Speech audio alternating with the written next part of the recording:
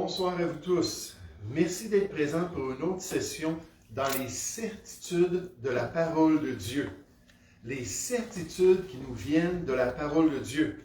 Dans les convictions que Dieu veut développer à travers cette étude de la première épître de Jean. Et ce soir, je vais vous inviter à tourner dans la première épître de Jean. Cette épître qui fut inspirée de Dieu afin que vous sachiez.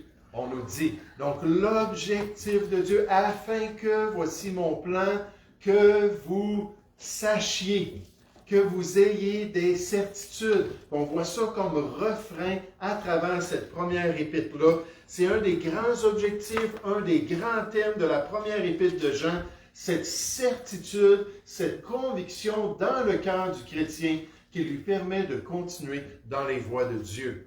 Et ce soir, j'aimerais vous encourager à laisser la parole de Dieu développer les certitudes que nous allons considérer dans cette épître de Jean. Et ce soir, on veut considérer premièrement la certitude des derniers temps. La certitude concernant ce que la Bible appelle les derniers temps. L'eschatologie de la prophétie biblique. La certitude que nous arrivons à la fin du plan de Dieu pour les hommes sur la terre. La certitude que le chrétien vit durant les derniers moments de l'autonomie des êtres humains dans ce monde. Et qu'après l'établissement temporaire par l'homme, puis je parlais avec François Maléga, puis il disait, je sais que l'Église va partir, puis je sais que l'Antéchrist va pouvoir paraître dans toute sa tyrannie, puis développer ce système totalitaire-là après notre départ. On ne l'empêchera plus d'accomplir ses desseins, puis les desseins du malin. Mais après l'établissement temporaire par l'homme du nouvel empire totalitaire parmi les nations, ensuite, le nouvel ordre mondial de Christ sera enfin une réalité aux yeux de tous dans les derniers temps. J'aime tellement Romains 15 au verset 12. Tournez dans 1 Jean chapitre 2 ce soir. Mais dans Romains 15 au verset 12, on nous dit « Il sortira d'Isaïe ». Isaïe, c'est-à-dire la lignée de David, la lignée royale, et c'est-à-dire le Messie. Il sortira d'Isaïe un rejeton. Johnny connaît ça, les petits rejetons, les petites pousses, n'est-ce pas? Ça commence tout délicat, ça peut tout se développer comme une belle plante. Mais il sortira d'Isaïe un rejeton qui se lèvera pour régner sur les nations. Toute la prophétie biblique nous parle de ce règne de Christ. Les nations espéreront en lui. Et comme ça va être merveilleux, l'âge d'or du règne de Christ sur la terre. Et ce soir, dans 1 Jean, chapitre 2, considérons cette certitude des derniers temps au verset 18. 1 Jean, chapitre 2, au verset 18. Petits enfants, c'est la dernière heure. Et comme vous avez appris qu'un antéchrist vient, qu'un antéchrist va paraître sur la terre, il y a maintenant plusieurs antéchrists. Par là, nous connaissons, nous savons, c'est une certitude, que c'est la dernière heure. Ils sont sortis du milieu de nous, de l'Église apostolique, mais ils n'étaient pas des nôtres. Car s'ils avaient été des nôtres, ils seraient demeurés avec nous. Mais cela est arrivé afin qu'il soit manifeste, qu'il soit révélé que tous ne sont pas des nôtres dans l'Église de Jésus-Christ. Et ce n'est pas la seule occasion où Jean déclare cette certitude concernant les derniers temps de l'histoire humaine. Puis on va revenir dans le texte pour regarder ce qu'il nous révèle. Mais regardez au verset 28. On a vu ça un peu ce matin en parlant de l'enlèvement de l'Église. 1 Jean chapitre 2, verset 28, on nous dit « Et maintenant, petits enfants ». Une expression de tendresse, n'est-ce pas? Une expression d'une relation familiale dans la maisonnée de Dieu. « Et maintenant, petits enfants, demeurez en lui, restez en communion avec le Seigneur, afin que lorsqu'il paraîtra, nous ayons de l'assurance et qu'à son avènement, nous n'ayons pas la honte d'être éloignés de lui. » Verset 29. « Si vous savez qu'il est juste, reconnaissez que quiconque pratique la justice est né de lui. » Donc, il parle encore du retour, de l'avènement du Seigneur, des choses qui s'en viennent dans la prophétie biblique. 1 Jean chapitre 4. au verset 1, alors que Jean aborde encore ces questions. 1 Jean chapitre 4, au verset 1. Bien-aimés, n'ajoutez pas foi à tout esprit, mais éprouvez ou testez les esprits pour savoir s'ils sont de Dieu. Car plusieurs faux prophètes sont venus dans le monde. C'est une caractéristique qu'on va regarder tout à l'heure. Reconnaissez à ceci l'Esprit de Dieu, ou ce que l'Esprit de Dieu va faire dans les enfants de Dieu. Tout esprit qui se déclare publiquement pour Jésus-Christ, venu en chair, est de Dieu. Et tout esprit qui ne se déclare pas publiquement pour Jésus n'est pas de Dieu, c'est celui de l'Antéchrist. Il y a 2000 ans, à l'époque apostolique, l'esprit qui va contrôler l'Antéchrist dans les derniers temps était déjà présent dans le christianisme, était déjà présent sur cette terre. Il dit, c'est l'esprit de l'Antéchrist dont vous avez appris la venue, il va venir, et son esprit était déjà présent, et qui maintenant est déjà dans le monde par son esprit. Dans 2 Thessaloniciens 2,7, Paul dit, car le mystère de l'iniquité agit déjà. Cette expression-là, dans le Nouveau Testament, mystère, parle de quelque chose qui était caché dans l'Ancienne Alliance, quelque chose d'occulte, qui était invisible aux yeux des gens. Et là, on nous dit que l'esprit de l'Antéchrist était déjà agissant à l'époque apostolique. Le mystère de l'iniquité qui allait un jour se manifester dans une personne, dans le fils de la perdition qui allait paraître et qui est mis en contraste dans le Nouveau Testament avec le mystère de la piété. 1 Timothée 3 au verset 16. Le mystère de la piété, de ce cœur-là qui est venu pour accomplir la volonté de Dieu, c'est que Dieu a été fait homme. Et Jésus-Christ est venu sur la terre. Mais là, Paul il dit le mystère de l'iniquité, la rébellion, le contraire de ce que Jésus est venu faire, de celui qui s'oppose, agit déjà. Il faut seulement que celui qui le retient encore ait disparu, et alors paraîtra l'impie. Puis déjà, cette puissance-là qui allait encourager les fils de la rébellion à se lever contre Dieu était agissant à cette époque, à l'époque apostolique. Maintenant, qu'est-ce que Jean nous dit concernant les derniers temps dans 1 Jean chapitre 2? Il répète premièrement une vérité que son auditoire connaissait déjà concernant la venue d'un personnage très spécial nommé l'Antéchrist qui devait paraître ultimement. Regardez au verset 18 de 1 Jean chapitre 2. Au verset 18, on nous dit « Petits enfants, c'est la dernière heure. Et comme, à cause de pasteurs et d'enseignants fidèles à la prophétie biblique, comme vous avez appris qu'un Antéchrist vient, un personnage très spécial dans la prophétie biblique, un personnage qui va rallier les nations du monde pour former un dernier empire de l'homme sur la terre. Un personnage qui est décrit dans les deux testaments ayant une influence majeure sur ce qui va se passer dans les nations pendant les derniers temps. Il dit, vous avez appris qu'un Antéchrist vient. Il dit, il y a maintenant plusieurs antéchrists. Son esprit est en train d'affecter plusieurs fils de la rébellion. Par là, nous connaissons que c'est la dernière heure. Il dit, on voit que c'est une manifestation du fait que le plan de Dieu avance et va mener à son sommet, à son apogée de rébellion dans ce grand personnage, ce héros des derniers temps. En grec, le mot antéchrist, c'est antichristos. Puis anti, la préposition veut dire soit quelqu'un qui devance ou quelqu'un qui est contre.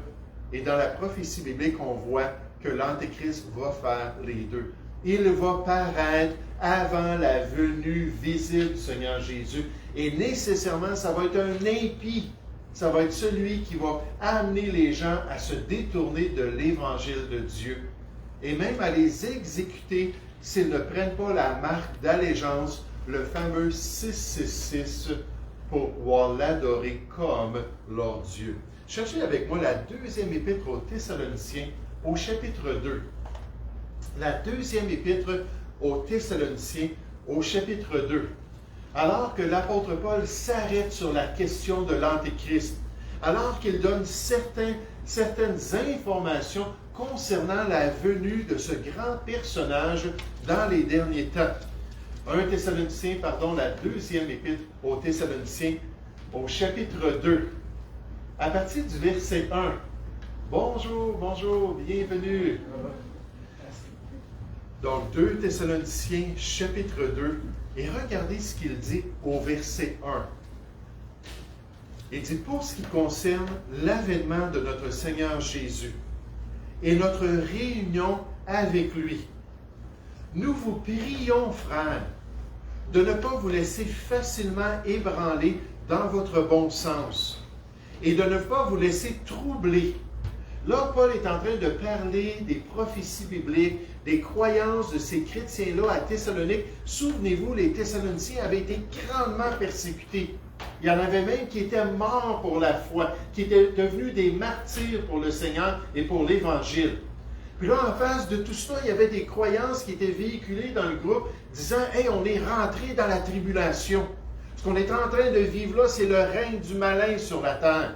On est déjà là dans cette période-là qui va nous détruire, qui va détruire l'Église de Jésus-Christ. » Il dit au verset 2, de ne pas vous laisser facilement ébranler dans votre bon sens, dans votre compréhension des voies de Dieu, et de ne pas vous laisser troubler, soit par quelque inspiration, à un chrétien qui pensait saisir des choses tout à coup par une révélation du Seigneur, soit par quelques paroles, par une voix qui venait lui raconter ces choses-là, ou même par quelques lettres ou épîtres qu'on dirait venir de vous. Quelqu'un qui vous a envoyé une épître qui a dit « Voici, c'est le cas. » Puis l'apôtre Paul nous confirme qu'on est pendant cette période-là. Il dit « Comme si le jour du Seigneur était déjà là. » Que personne ne vous séduise d'aucune manière. J'aimerais vous dire, quand on parle de prophétie biblique, quand on parle des événements dans les derniers temps, il y a beaucoup de confusion. Il y a beaucoup de choses qui sont mentionnées par les chrétiens et c'est un domaine dans lequel on peut se faire séduire facilement. Et la solution dans notre passage, c'est pas nos impressions, c'est pas les petites voix qu'on pourrait entendre, c'est pas quelqu'un qui pourrait nous exhorter envers ces choses-là. La solution, c'est au verset 15, c'est se tourner vers la révélation de Dieu concernant les derniers temps. Paul dit de demeurer dans les instructions que le Seigneur nous a révélées concernant les derniers temps, mais que personne ne vous séduise d'aucune manière, car il faut que l'apostasie soit arrivée auparavant. Le grand rejet mondial, universel de la foi chrétienne, de la parole de Dieu. Et qu'on ait vu parmi les nations, parmi les hommes, qu'on ait vu paraître l'homme du péché, le fils de la perdition, l'adversaire qui s'élève au-dessus de tout ce qu'on appelle Dieu et ce qu'on adore. Il va jusqu'à s'asseoir dans le temple de Dieu, se proclamant lui-même Dieu. C'est ça la marque de la bête. La marque de la bête, c'est la marque de l'allégeance, parce que j'accepte que le grand empereur qui vient d'être établi sur toutes les nations, j'accepte qu'il est mon créateur. J'accepte qu'il est digne de mon adoration. Je voue mon âme à son culte. Et là, il est établi à Jérusalem comme le Dieu des hommes. Puis je suis prêt à accepter ça pour faire partie du système des derniers temps. Puis remarquez au verset 5 ce que Paul dit. Il dit, ne vous souvenez-vous pas que je vous disais ces choses lorsque j'étais encore chez vous. Paul est allé à Thessalonique leur prêcher l'Évangile. Il est allé former l'Église là-bas à Thessalonique. Il a passé quelque temps avec eux. Et pendant ce temps-là, comme les gens qui avaient parlé aux chrétiens qu'on voit dans 1 Jean chapitre 2, dans notre texte principal, mais l'apôtre Paul de même avait abordé ces prophéties bibliques concernant les derniers temps. Ne vous souvenez-vous pas que je vous disais ces choses lorsque j'étais encore chez vous? La certitude concernant les derniers temps. La certitude concernant l'avancement du plan prophétique de Dieu qui va amener à la transformation de toutes choses sur la terre. Cherchez avec moi le livre de l'Apocalypse au chapitre 13. Jean savait que l'Antéchrist s'en venait. Il avait déjà reçu ces révélations-là du Saint-Esprit de Dieu. Il en parle dans sa première épître, mais quand finalement il a été exilé par l'empereur, oh, j'essaie de me souvenir, c'était quel empereur? C'était pas l'empereur Claude, c'était pas Vespasien non plus. Ben, peu importe, mais quand il a été exilé par l'empereur Néron, si je ne me trompe pas, sur l'île de Patmos, puis qu'il a été chassé là-bas. Là, il a reçu la révélation de Dieu, qui a dit, écoute, je vais te donner les détails de ce qui va venir dans ce grand empire-là, pour que tu puisses saisir les événements des derniers temps. Mais dans le chapitre 13, il s'arrête sur ce personnage. C'est le plus grand passage dans la parole de Dieu qui nous parle de l'Antéchrist dans les derniers temps. Apocalypse chapitre 13 au verset 1, Jean nous dit, « Puis je vis monter de la mer une bête, et la compare à une bestialité, à un être humain qui n'a plus de conscience, qui avait 10 cornes et 7 têtes, et sur ses cornes 10 diadèmes. » C'est très imagé, les textes prophétiques. « Et sur ses têtes des noms de blasphème. La bête ou l'Antéchrist que je vis était semblable à un léopard. Ses pieds étaient comme ceux d'un ours et sa gueule comme une gueule de lion. » C'était un prédateur dans tous les aspects de sa personne. Un prédateur qui voulait dévorer les nations. Le dragon, le diable, lui donna sa puissance et son trône et une grande autorité, ce qu'il a offert à Jésus dans Matthieu chapitre 4. « Si tu m'adores, tu peux avoir tous ces royaumes parce que ça m'a été donné et je le donne à qui je veux. » Puis le Seigneur Jésus a dit, « Éloigne-toi de moi, car il est écrit, tu adoreras le Seigneur ton Dieu. » Mais là, envers l'Antéchrist, ce grand personnage des derniers temps, il va faire la même offre. Puis l'Antéchrist va dire, certainement, je veux recevoir ta puissance.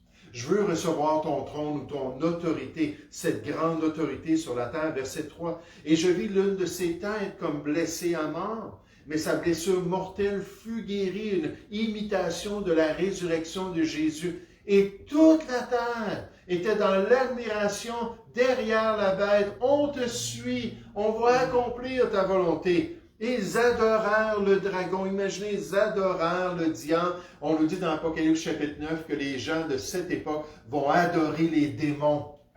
Ils vont adorer les forces du malin, ceux qui sont les ennemis de l'œuvre de Dieu. Ils adorèrent le dragon parce qu'il avait donné l'autorité à la bête, à l'Antéchrist. Ils adorèrent la bête en disant, « Qui est semblable à la bête et qui peut combattre contre elle? » Et lui fut donné une bouche qui proférait des paroles arrogantes et des blasphèmes. Et lui fut donné le pouvoir d'agir pendant 42 mois. Et François me disait ça, il dit, je me souviens de 3 ans et demi. 3 ans et demi où ça va être le chaos sur la terre. 3 ans et demi où ça va être des persécutions énormes des croyants en Jésus-Christ. C'est ce qu'on nous dit ici, 42 mois. Et dans la prophétie biblique, on le décrit en jours, 1260 jours. On le décrit en mois, on le décrit en temps. 1 temps, 2 temps et la moitié des temps. Pour nous dire, soyez certains que la grande tribulation va durer ces 3 ans et demi-là. Verset 6, et elle ouvrit sa bouche pour proférer des blasphèmes contre Dieu, pour blasphémer son nom et son tabernacle et ceux qui habitent dans le ciel. Il lui fut donné de faire la guerre aux saints et de les vaincre, les croyants de la période de la tribulation. Il lui fut donné autorité sur toute tribu, sur tout peuple, sur toute langue et toute nation. Et tous les habitants de la terre l'adoreront. Remarquez comment est-ce qu'ils vont être poussés à suivre l'Antéchrist au point de le considérer leur Dieu, un homme qui va être élevé comme une grande idole dans les derniers temps. Tous les habitants de la terre l'adoreront. Ceux dont le nom n'a pas été écrit dès la fondation du monde, dans le livre de vie de l'agneau qui a été immolé. Si quelqu'un a des oreilles, qu'il entende. Si quelqu'un est ouvert envers ces réalités-là, qu'il soit attentif. La certitude de la venue de l'Antéchrist dans les derniers temps. La certitude du développement du règne du malin parmi les nations du monde. La certitude de la corruption morale universelle liée aux ténèbres qui vont régner sur la terre. Maintenant, j'aimerais vous faire remarquer que concernant cette certitude des derniers temps, que Jean décrit les petits antéchrists. Les petits antéchrists qui sont là pour préparer la voie du grand dictateur. Revenez dans 1 Jean chapitre 2. Ce soir, on est en train de regarder la première épître de Jean tous les dimanches soirs pour regarder les certitudes que Dieu veut dans le cœur des chrétiens. Mais dans 1 Jean chapitre 2, on nous dit au verset 18, « Petits enfants, c'est la dernière heure, déjà il y a 2000 ans. Et comme vous avez appris qu'un antéchrist vient, ça fait partie de la révélation prophétique, il y a maintenant plusieurs antéchrists. Par là, nous connaissons que c'est la dernière heure. Ils sont sortis du milieu de nous, des églises chrétiennes du premier siècle. Mais ils n'étaient pas des nôtres, car s'ils avaient été des nôtres, ils seraient demeurés avec nous. Mais cela est arrivé afin qu'il soit manifeste que tous ne sont pas des nôtres. Et ça, c'est une des grandes leçons de notre texte biblique ce soir. Dans l'Église chrétienne, tous ne sont pas des nôtres. Il y a des gens qui font partie des assemblées qui n'ont pas vraiment expérimenté la nouvelle vie en Jésus-Christ, qui ne sont pas nés de nouveau, qui sont présents, mais qui ne sont pas vraiment de l'Église de Jésus-Christ. Ces antéchrists qui ont affecté l'Église apostolique du premier siècle. Et ils se sont directement attaqués à l'œuvre de Dieu parmi les croyants de la Nouvelle Alliance. Ils ont voulu pervertir le message de l'Évangile et la saine doctrine dès le commencement de l'Assemblée chrétienne. Et on voit dans les épîtres, les messages à l'épître aux Galates, les messages à l'épître aux Colossiens, aux Corinthiens, puis ainsi de suite. On voit souvent que c'est pour redresser l'Église qui est en train de s'éloigner de la saine doctrine, qui est en train de quitter l'enseignement biblique à cause de frères qui viennent au milieu des églises et qui essaient de les détourner du plan de Dieu. Mais gloire à Dieu, au premier siècle, ils ont frappé un mur de résistance de l'Église de Dieu qui voulait continuer à marcher dans la lumière avec le Dieu de lumière. Donc, ils ne voulaient pas s'éloigner, ils ne voulaient pas avoir peur aux œuvres infructueuses des ténèbres. L'Église de Dieu qui est appelée la colonne et l'appui de la vérité. 1 Timothée 3 au verset 15. Elle est là pour résister, elle est là pour garder la vérité de Dieu. Et ces faux Christ-là n'ont pas eu d'autre choix que de sortir du milieu d'eux. 1 Jean chapitre 2 au verset 19. De cesser de séduire les enfants de Dieu dans son Église bénie. Regardez avec moi le livre de l'Apocalypse à nouveau au chapitre 2. Et je veux juste vous dire ce soir, c'est encore la responsabilité de l'Église chrétienne d'être la colonne et l'appui de la vérité et d'ôter le méchant du milieu de vous. 1 Corinthiens chapitre 5 nous dit ça au verset 13, qu'on doit ôter le méchant, c'est-à-dire on doit reprendre, on doit censurer, on doit faire taire ceux qui viennent semer le trouble et la division dans l'Église de Jésus-Christ. Pour les gens qui prennent des notes, 2 Timothée 4 au verset 2 et Tite 1 au verset 11 nous dit que le pasteur, c'est son rôle. Il doit être là pour gérer, il doit être là pour protéger. Je parlais avec quelqu'un ce matin et la personne parlait des différentes dénominations.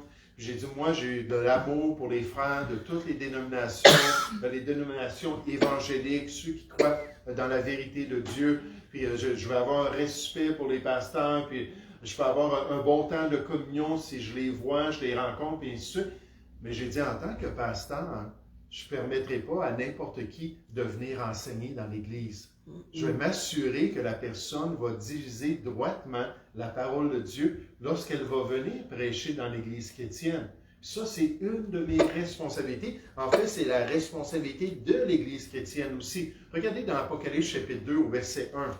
Jésus qui parle à l'Église d'Éphèse et qui dit « Bravo parce que vous avez empêché les faux frères d'affecter votre assemblée. » Il dit au verset 1, « Écris à l'ange de l'Église d'Éphèse, voici ce que dit celui qui tient les 7 étoiles dans sa main droite, celui qui marche au milieu des 7 chandeliers d'or.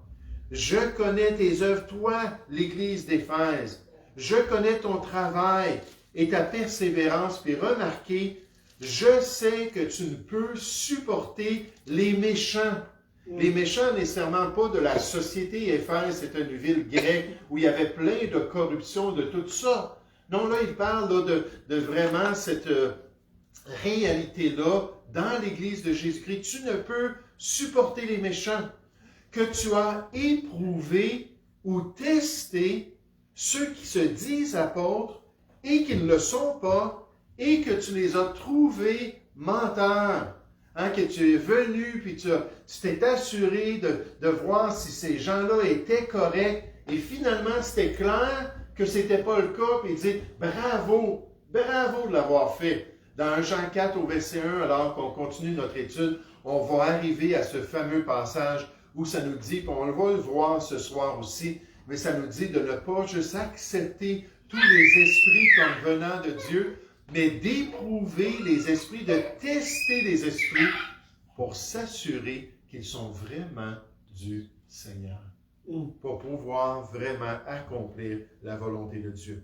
Gloire à Dieu pour les assemblées chrétiennes qui veillent sur le troupeau du Seigneur, qui sont prêts à protéger les brebis de Dieu de ces fausses influences. Ces antéchrists-là sont venus et ils ont dû sortir des assemblées chrétiennes. Cherchez rapidement l'Épître aux Romains, au chapitre 16. Alors qu'on continue à penser à ces faux Christ-là, ces antéchrists-là qui étaient déjà présents à l'époque apostolique et qui ont continué à paraître dans le monde spirituel pour ramener un jour cet apogée-là dans la personne de l'antéchrist.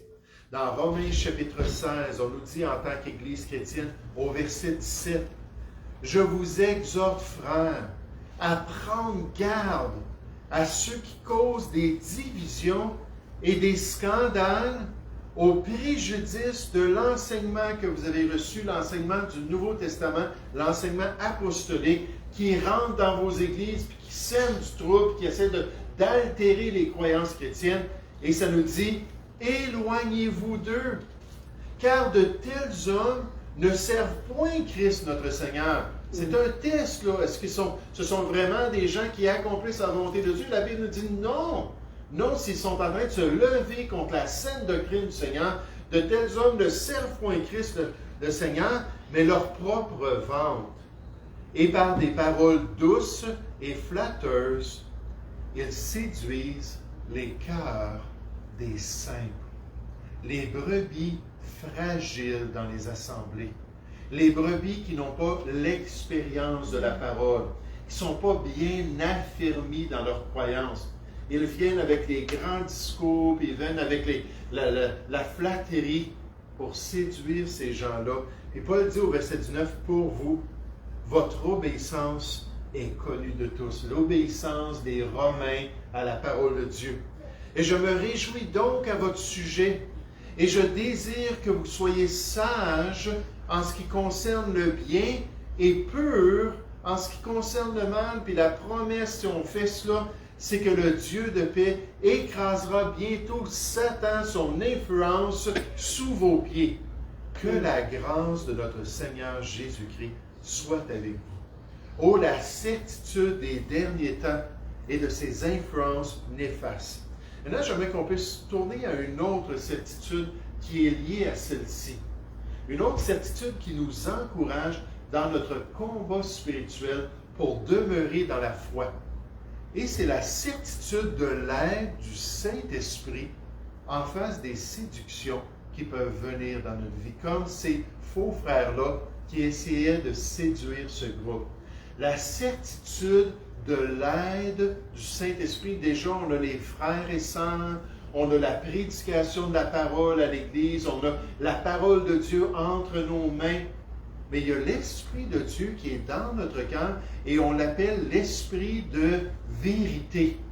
Et cet Esprit-là est là pour nous aider à comprendre, pour nous aider à discerner, pour nous aider à demeurer dans la volonté de Dieu. La certitude que l'Esprit Saint de Dieu est présent pour le croyant lorsqu'il est tenté par l'ennemi de son âme, que le Consolateur le soutient dans la vérité et lui permet de continuer à marcher dans la lumière avec le Dieu de lumière, qu'il est son guide pour lui permettre de rejeter l'erreur qui cherche à le détourner de son Dieu. Regardez au verset 18. 1 Jean chapitre 2 au verset 18. On nous dit, petits enfants, c'est la dernière heure, et comme vous avez appris qu'un antéchrist vient, il y a maintenant plusieurs antéchrists. Par là, nous connaissons que c'est la dernière heure. Ils sont sortis du milieu de nous, mais ils n'étaient pas des nôtres, car s'ils avaient été des nôtres, ils seraient demeurés avec nous, parce que l'onction de Dieu, puis la nature de Dieu est en eux, puis ils auraient compris que c'est l'Église de Dieu qui est importante. Mais cela est arrivé afin qu'il soit manifeste que tous ne sont pas des nôtres. Pour vous, vous avez reçu l'onction de la part de celui qui est saint. Et vous avez tous de la connaissance de la volonté de Dieu, des voies de Dieu. Je vous ai écrit, non pas que vous ne connaissiez pas la vérité, mais parce que vous la connaissez. Et parce qu'aucun mensonge ne vient de la vérité et nécessairement de l'esprit de vérité, qui est menteur, sinon celui qui nie que Jésus est le Christ. Celui-là est l'Antéchrist, l'esprit de l'Antéchrist, qui nie le Père et le Fils.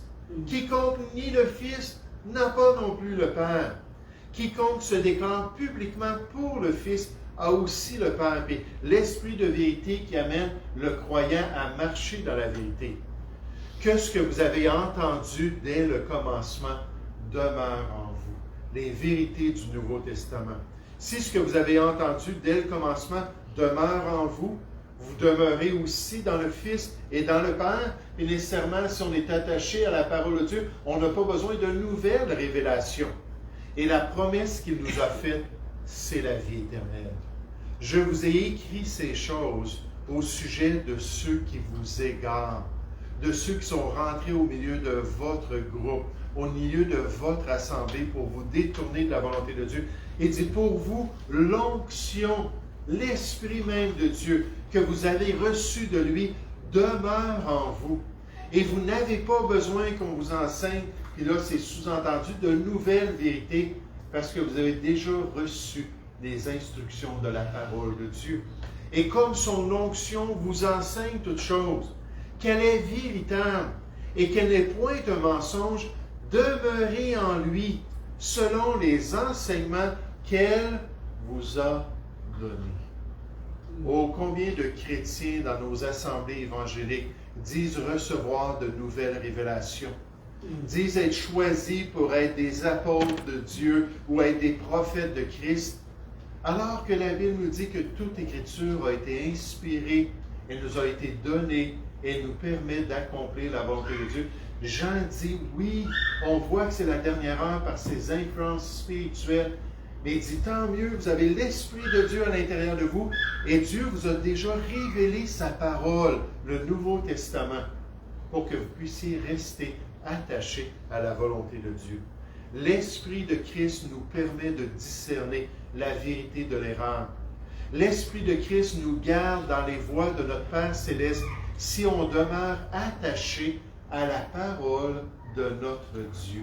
Si nous sommes des étudiants des Écritures, si on examine Actes 17, verset 30, chaque jour la parole de Dieu pour voir si ce qu'on nous dit est exact. On sait que c'est ça le barème, on sait que c'est ça le gabarit spirituel. La parole de Dieu, c'est notre autorité. Jésus a dit dans Jean 17, ta parole est la vérité. Et grâce à l'esprit de vérité et à la parole de vérité, on peut demeurer dans les voies de Dieu. Le pasteur Weisby nous dit, les faux chrétiens de l'époque de Jean utilisaient deux mots particuliers pour décrire leurs expériences spirituelles, la connaissance et l'onction. Ils se présentaient dans les églises chrétiennes pour dire, moi j'ai une connaissance que vous n'avez pas et j'ai une onction de l'esprit que vous ne possédez pas. Ils prétendaient avoir une onction spéciale de Dieu qui leur donnait une connaissance unique. Nécessairement, on parle des gnostiques qui s'étaient infiltrés dans les églises au premier siècle. Ils étaient illuminés et vivaient donc à un niveau beaucoup plus élevé que n'importe qui d'autre. Mais Jean souligne que tous les vrais chrétiens connaissent Dieu et ont reçu l'esprit de vérité. Et parce qu'ils ont cru à la vérité, les vrais chrétiens reconnaissent un mensonge quand ils le rencontrent. Donc Jean dit, je vous dis ces choses, vous allez comprendre ces choses-là, parce que l'esprit est dans votre cœur et va vous permettre de comprendre la vérité de Dieu. Le pasteur Weisby continue. Il est important que vous restiez fidèles à la vérité de la parole de Dieu. La parole ou le message que les chrétiens ont entendu dès le début. Et tout ce que nous avons besoin pour rester fidèles à la vraie foi. La vie chrétienne se poursuit comme elle a commencé par la foi dans le message de la Bible, l'Évangile, puis ensuite tout le conseil de Dieu. Il ne faut pas faire confiance à un chef religieux qui arrive avec quelque chose de nouveau, en quelque chose qu'aucun chrétien a compris dans l'histoire chrétienne. Dans nos cours théologiques, on nous disait ça, si quelqu'un arrive avec quelque chose de nouveau, c'est probablement faux. Et si quelqu'un arrive avec ce qui est vrai, c'est probablement pas nouveau, parce que ça se trouve dans la parole de Dieu et les chrétiens l'ont vu à travers l'histoire. Il ne faut pas faire confiance à ces gens qui présentent quelque chose de nouveau, quelque chose qui contredit ce que les chrétiens ont entendu dès le commencement. Éprouvez les esprits, frères et sœurs, pour savoir s'ils sont de Dieu. 1 Jean 4.1. Laissez la parole demeurer en vous. 1 Jean 2.24. Et demeurez vous-même en Christ. 1 Jean 2.28. Sinon, vous serez éloignés par l'esprit de l'Antéchrist. Il dit, on a besoin de ces éléments-là dans notre armure spirituelle. William Burkitt confirme. Il dit, bien qu'il y ait beaucoup d'antéchrists et de séducteurs dans le monde, le Dieu très saint vous a oint de son Saint-Esprit, qui vous préservera des erreurs pernicieuses et vous conduira dans toute la vérité nécessaire si vous lui obéissez et le suivez. C'est pour ça que l'apôtre Paul, lorsqu'il a parlé à l'Église, aux églises de la Galatie, qui eux s'étaient rapidement détournés de l'Évangile de Dieu. Paul lui dit, je suis étonné jusqu'à quel point des vrais chrétiens se sont fait séduire pour se détourner de la grâce qui se trouve en Jésus-Christ. Il dit, c'est pitoyable, c'est incroyable de voir cela. Mais dans Galates 5.25, il dit, si nous vivons par l'Esprit, si nous sommes sauvés, marchons aussi selon l'Esprit, en dépendant de l'Esprit de Dieu, pour être préservés de l'erreur, pour nous permettre de résister à la séduction qui se manifeste bien souvent dans les assemblées chrétiennes. Oh, ce soir, on voit cette réalité concernant les derniers temps. On voit que toute la parole de Dieu, les deux testaments, affirment qu'il va y avoir une fin au règne de l'homme sur la terre. Et on est encouragé à retenir ces vérités-là pour nous rappeler que nous sommes dans un combat spirituel.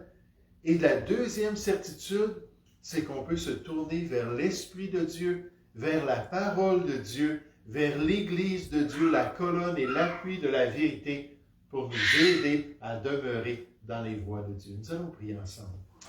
Ô Père Céleste, merci pour ce beau passage des Écritures. Merci pour cet écrit de l'apôtre Jean, l'apôtre de l'amour qui là met de côté, Seigneur, ses commandements de s'aimer les uns les autres et qui démontre la réalité concernant les derniers temps. Déjà à l'époque apostolique, Seigneur, il y avait cette réalité de la séduction spirituelle.